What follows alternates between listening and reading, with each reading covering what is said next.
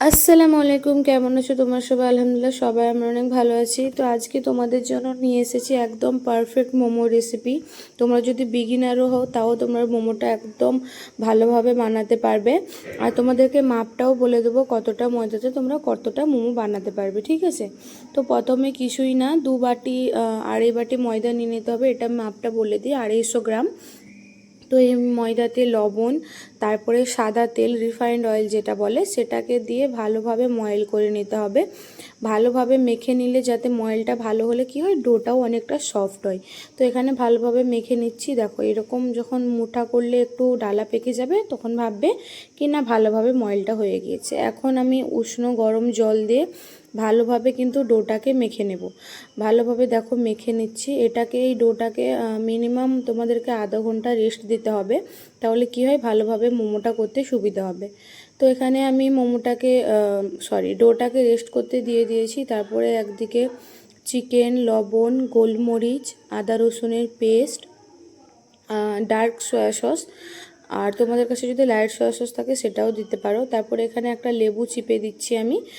আমার কাছে বেশি ছিল না তো আমি একটু কম করেই দিলাম। তোমরা যদি থাকে তো 1 টেবিল চামচ দিলেই হবে রস। তারপরে এখানে পেঁয়াজ দিয়ে দিচ্ছি, তোমরা পেঁয়াজ পাতাও দিতে পারো, কোনো অসুবিধা নেই।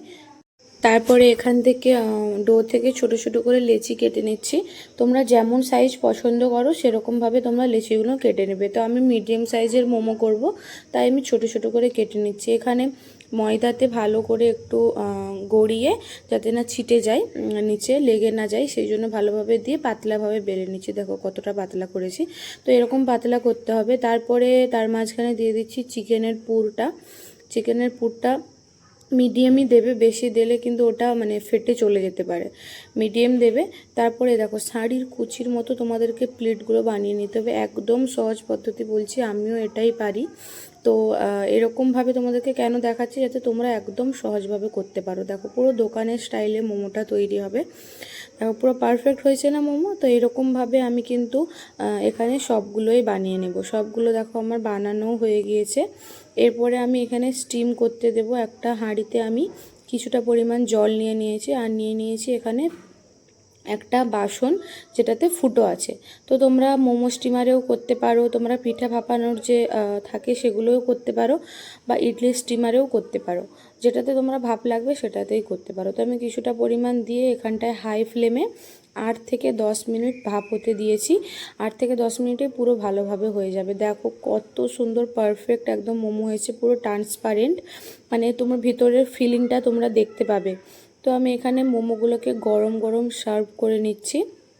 দেখো পুরো ধোঁয়াটা মোমো খেতে যা লাগে না, মানে অসাধারণ, একদম দোকানের মতো খেতে হয়েছিল। সত্যিই বলছি তোমাদেরকে, তোমরা ট্রাই করবে, অনেকই সুন্দর হবে। তারপর এখানে একটা মোমোর চাটনি দিয়ে সার্ভ করলাম। তোমরা যদি চাটনি রেসিপি চাও সেটাও বলতে পারো, আমি তো সেটাও বানিয়ে দেবো আলাদাভাবে। তো তোমাদের ভিডিওটা কেমন লেগেছে সেটা অবশ্যই কমেন্ট করে জানাবে, আর ভালো লাগলে একটা লাইক আর শেয়ার করে দেবে, আর চ্যানেলটা সাবস্ক্রাইব করতে একদম ভুলবে না। সবাই ভালো থাকো, বাই।